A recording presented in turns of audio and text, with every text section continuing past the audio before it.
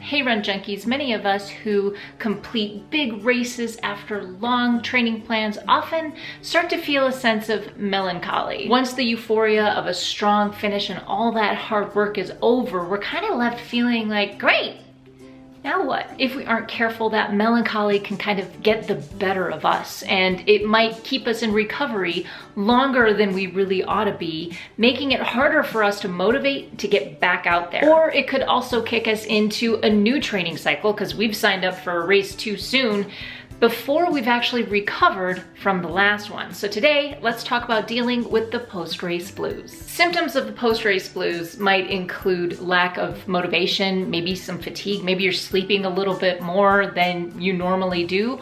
Maybe you have no sense of direction or purpose. I recently wrote about this in my blog regarding marathon recovery, and a lot of these symptoms are just part of that natural recovery period after a big race. If you want to check out that blog, I've left a link to that in the description below. Taking time off after a long distance race is the perfect thing to do at this time. It helps you rest and reevaluate before you set your next set of goals. But we might start to feel a little sad and wonder why. That's that melancholy we've been talking about, right? Well, let's answer that question a little bit. Let's dig into that. Why are we so down after a huge achievement? Well, the answer to that is actually pretty simple. We've just spent months probably molding our lives around and anticipating this goal that we've set for ourselves. Everything we did, how much sleep, how we're eating, how we're hydrating, where are we gonna fit all of these runs in and all of these miles? Oh, I gotta get my long run in. Working around family and work obligations, that goal has been sitting out there on the horizon. You've been waiting and waiting and waiting, and finally it's here. That has been in your field of view, out your windshield for months. When we invest that kind of emotional energy into something and we spend so much time looking at it and then it's over, then of course we start to wonder, well, what do I do with myself now? And we might wonder where we want to direct our energy. Now, I get it. After finishing a long distance race, maybe the last thing you want to do is go running again. The emotional and mental toll, and not to mention the physical toll that took on you, might make it a struggle between the have to run versus the want to run. But here's the thing, as I said in the marathon recovery blog, your body needs that physical recovery. It just delivered not only a race day, but months of training. So give your body that break. I like to think of the recovery period as a really nice, relaxing honeymoon after all of the stress of planning a wedding. Under no circumstances should you beat yourself up for holding down the couch for a week or two. Mentally though, remember how much effort we put into our training. We got so excited and we just kept waiting and waiting and waiting, and everything we did revolved around our training because of that one day. And there's probably a moment, or more than one moment, where you just thought, I can't wait for this race to be over so I can get on with my life. And then race day's here, and poof, it's over. And there's your letdown, right? But this is the classic grieving process.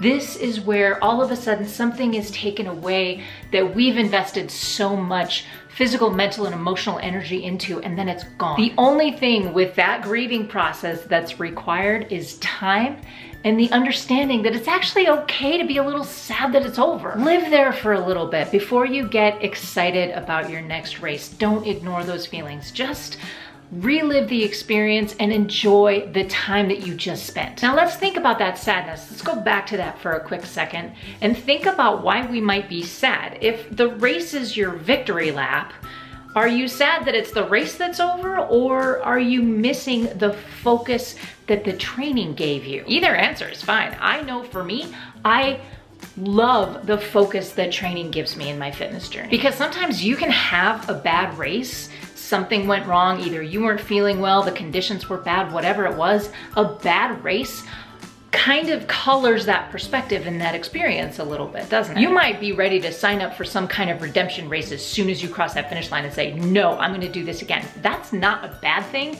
but let's recover first, think about it, process it, then go after that redemption race. But take your time. Build back up again, because it might not just be that the race day was bad, maybe it was the few days before, or maybe it was the entire training cycle that we weren't doing something right. So take a step back, Look at the whole thing. Then plan your next steps.